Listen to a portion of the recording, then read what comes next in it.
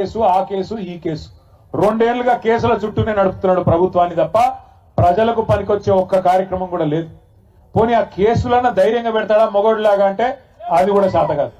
రోజు ఒక లీక్, ఇగో ఈ కేసు ఇస్తారంట, ట్యాపింగ్ అంట, నోటీస్ అంట. రారాదు కెమెరా ముంగటికి ముఖ్యమంత్రి దమ్ముంటే మొగాడి అయితే రా, వచ్చి చెప్పు ఇగో ఈ కేసులో కేసు పెడుతున్నా అని చెప్పు.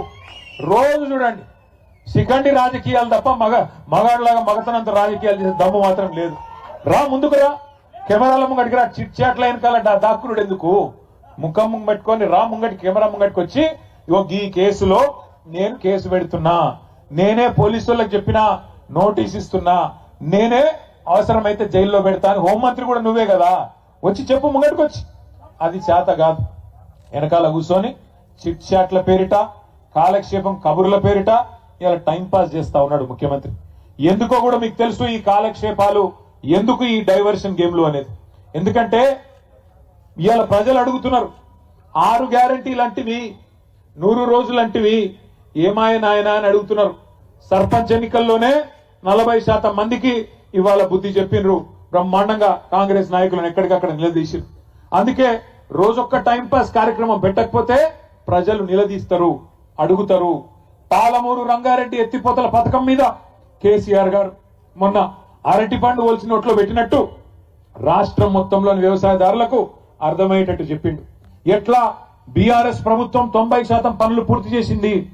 పాలమూరు జిల్లాలోని 14 నియోజకవర్గాలకు, రంగారెడ్డి జిల్లాలోని 6 గ్రామీణ నియోజకవర్గాలకు, అట్లాగే మన దక్షిణ పశ్చిమ నల్లగొండలో, సౌత్ వెస్ట్ నల్లగొండలో మునుగోడు, దేవరకొండ, కొంత నల్లగొండ నియోజకవర్గం, కొంత నాగార్జున సాగర్ నియోజకవర్గానికి లాభమయ్యే విధంగా డిండి ప్రాజెక్టును కూడా అక్కడ తీసుకున్న నీళ్లతోనే ఎట్లా మేము ప్రయత్నం చేసినాం, ఎట్లా 90% పనులు పూర్తయినాయి, ఎట్లా 10% ఈ 2 ఏళ్లుగా అసలు పని చేయకుండా పండబెట్టినరు.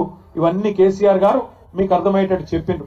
చెప్పడం మాత్రమే కాదు, కేసీఆర్ గారు ఏమన్నారు, ఆ డిపిఆర్ అంటే డీటెయిల్డ్ ప్రాజెక్ట్ రిపోర్టు ఏదైతే దేని ఆధారంగానైతే మనం అన్ని అనుమతులు తెచ్చినామో దాన్ని కూడా తిప్పి పంపితే 6-7 నెలలుగా కనీసం మాట్లాడే తెలివి లేదు.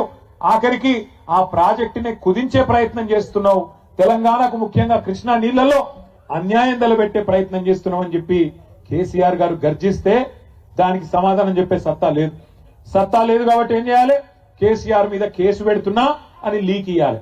దాంతో తెల్లారి పేపర్లను కాళ్ళు పట్టుకొని తెల్లారి తాటికాయంత అక్షరాలతోని కేసీఆర్ కు నోటీసులు అని చెప్పి తెల్లారి పేపర్లు రాయించాలి, ప్రజల దృష్టి మల్చాలి. ఇది ఆయన ఉద్దేశం. 6 గ్యారంటీల గురించి ఎవరు మాట్లాడొద్దు, రైతు బంధు గురించి ఎవరు మాట్లాడొద్దు, రైతు కూలీలకు నెలకు ఇస్తానన్న 1000 రూపాయలు, ఇందిరమ్మ ఆత్మీయ భరోసా అని బిల్డప్ ఏదైతే ఇచ్చిండో, లక్షలాది మంది రైతు కూలీలు ఏదైతే ఎదురు చూస్తున్నారో దాని గురించి మాట్లాడొద్దు.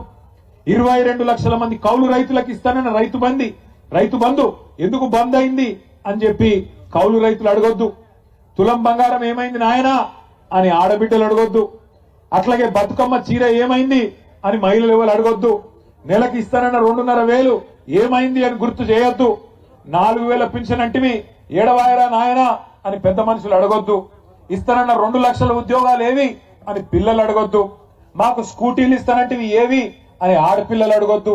అట్లాగే నిరుద్యోగ భృతి అంటివి 4,000 అదెక్కడా అని పిల్లలు అడగొద్దు. ఇస్తానన్న 12 లక్షల అంబేద్కర్ అభయహస్తం దళిత బంధు తీసేసి 12 లక్షలు ఇస్తా అన్నాడు కదా కేసీఆర్ గారు. 10 లక్షలు ఇస్తే నేను 12 లక్షలు ఇస్తా అన్నాడు. ఏమైంది అని దళితులు అడగొద్దు, గిరిజనులు అడగొద్దు. అట్లాగే బీసీలకు 42% ప్రభుత్వ కాంట్రాక్టులలో, విద్యలో, ఉపాధిలో, సర్పంచ్ ఎన్నికల్లో, స్థానిక సంస్థల్లో ఇస్తానన్న రిజర్వేషన్ ఏమైందని బీసీలు అడగొద్దు. పెడతానన్న 20,000 కోట్ల బడ్జెట్ సంవత్సరానికి మొత్తం 5 ఏళ్లలో 1,00,000 కోట్ల బడ్జెట్ ఏమైంది అని బీసీలు అడగొద్దు. ఇస్తానన్న గొర్రెలేమాయ్ అని యాదవులు అడగొద్దు. తెస్తానన్న చేపలేడవాయ్ అని ముదిరాజులు గంగపుత్రులు అడగొద్దు. బీసీ డీలకెళ్ళి ఏలకు మారుస్తానో కదా ఏమాయ్ అని ముదిరాజులు అడగొద్దు. ఇట్లా 420 హామీలు ఏవైతున్నాయో వీటన్నిటి నుంచి దృష్టి మళ్లించాలంటే ఏం చేయాలి, కేసీఆర్ కు నోటీసులు ఇవ్వాలి. అందుకే ఇలా నోటీసులు ఇచ్చి ప్రజలను మళ్ళొక్కసారి పత్రికలను మేనేజ్ చేసి, టీవీలను మేనేజ్ చేసి గందరగోళం చేసే ప్రయత్నం చేస్తున్నాడు ముఖ్యమంత్రి. దయచేసి నేను మీ అందరికి ఒకటే విజ్ఞప్తి చేస్తున్నా. మహాభారతంలో చెప్తారు, అర్జునుడు విలువిద్య నేర్చుకునేటప్పుడు ఒకటే మాట చెప్తారట వాళ్ళ గురువు గారు ద్రోణాచార్యుడు ఏమని, నీ మొత్తం దృష్టి చిలుక కన్ను మీదనే ఉండాలి, కొడితే చిలుక కన్నునే కొట్టాలి తప్ప ఇంకేది కనబడద్దు, చెట్టు కనబడద్దు, చెట్టు మీద ఉన్న దానికి ఉన్న మరి కొమ్మలు కనబడద్దు, కొమ్మ చుట్టూ ఉన్న ఆకులు కనబడద్దు, ఏది కనబడద్దు, ఆ చెట్టు మీద కూర్చున్న చిలుక కన్నుకే కొట్టాలి అని చెప్పి తదేక దీక్షతోని దృష్టి పెట్టి కొట్టుమనేది అయితే చెప్తాడో మన కేసీఆర్ గారు కూడా మీకు అదే చెప్పమని చెప్పిండు నల్లగొండలో. ఒకటి మన దృష్టి, మన మీద ఎన్నన్న కేసులు పెట్టుకొని, కేసులు పెట్టని అవసరమైతే జైలుకు పంపని ఏమన్నా కానీ కాంగ్రెస్ ను మాత్రం ప్రజాక్షేత్రంలో 420 హామీలు అమలు చేసేదాకా నల్లగొండ మహబూబ్ నగర్ జిల్లా రైతాంగానికి కృష్ణా జలాల్లో న్యాయం జరిగేదాకా వదిలిపెట్టే సమస్య లేదు. పోరాటం ఎంత దాకైనా పోదామనే మాట కూడా నేను మళ్ళొక్కసారి మీకు విజ్ఞప్తి చేస్తా ఉన్నా.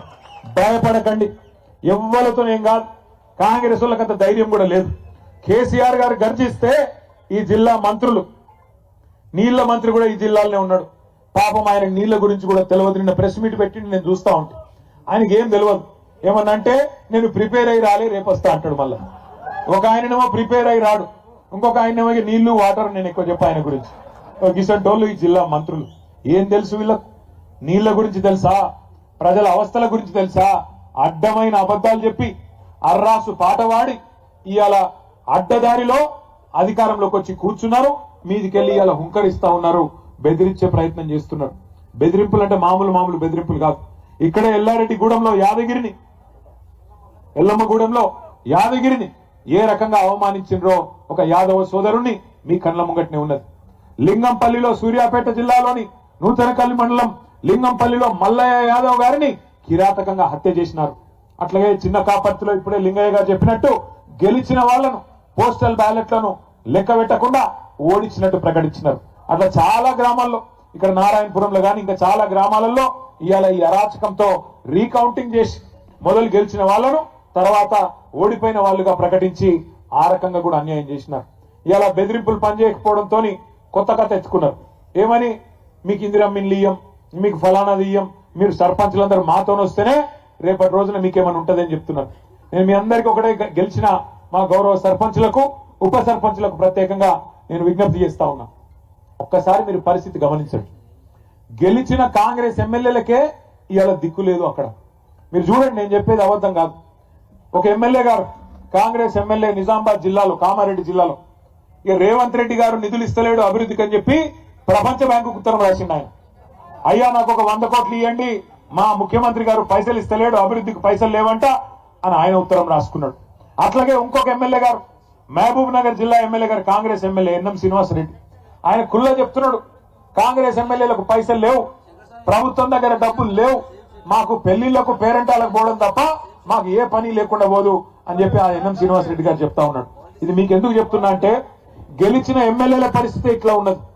వాళ్ళు అనుకుంటున్నారు కాంగ్రెస్ ఎమ్మెల్యేలు మేము అనుకుంటే సర్పంచులను ఇబ్బంది పెట్టగలుగుతామని వాళ్ళు అనుకుంటున్నారు. కానీ మీకు రక్షణగా నిలబడేది, మీకు రక్షణకు వచ్చేది, మీ హక్కులను కాపాడేది ఒకరే ఒక్కరు, డాక్టర్ బాబాసాహెబ్ అంబేద్కర్ రాసిన రాజ్యాంగమే మీకు ఇలా హక్కుగా అండగా నిలబడుతుందని చెప్పి మాట నేను విజ్ఞప్తి చేస్తా ఉన్నా. ఈ పైసలు ఏవైతే వాళ్ళు చెప్తున్నారో, నేను ఇయ్యా ఇచ్చేస్తా అచ్చేస్తా అని, ఎవడి అబ్బ సొమ్ము కాదు, ఎవడి అత్త సొమ్ము కాదు. ప్రజల పైసలు, పన్నుల రూపంలో ప్రజలు కట్టిన పైసలను మళ్ళీ తిరిగి వారి కోసమే ఖర్చు పెట్టడం ప్రజాప్రతినిధులుగా మన బాధ్యత. ప్రజాప్రతినిధులుగా ఇవాళ దేశంలో 5 అంచెల్లో ప్రభుత్వాలు ఉన్నాయి. ఢిల్లీలో కేంద్ర ప్రభుత్వం ఉన్నది, ప్రధానమంత్రి గారు, మంత్రి మండలి, ఎంపీలు ఢిల్లీలో ఉంటారు. రాష్ట్రంలో రాష్ట్ర ప్రభుత్వం ఉంటది, ముఖ్యమంత్రి గారు, మంత్రి మండలి, ఎమ్మెల్యేలు, ఎమ్మెల్సీలు రాష్ట్రంలో ఉంటారు.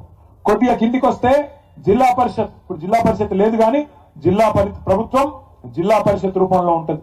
ఇంకొద్దిగా కిందికి వస్తే మండల పరిషత్తు, మున్సిపాలిటీలు, ఇక్కడ మండల పరిషత్తు, అక్కడ మున్సిపాలిటీలు. ఇంకా కొద్దిగా కిందికి వస్తే గ్రామ స్థాయిలో గ్రామ పంచాయతీల్లో మీరే బాసులు. ఈ మాట ఎందుకు అంటున్నా అంటే, రాజ్యాంగంలోనే అంబేద్కర్ గారు రాసినారు 5 అంచెల ప్రభుత్వం గురించి. ఈ 5 అంచెల ప్రభుత్వంలో రాష్ట్రానికి ముఖ్యమంత్రి ఎట్లనో గ్రామానికి సర్పంచ్ గారు అట్లా అనే మాట నేను విజ్ఞప్తి చేస్తా ఉన్నా. మీకు వచ్చే నిధులు మీకే వస్తాయి, మీ హక్కుగా.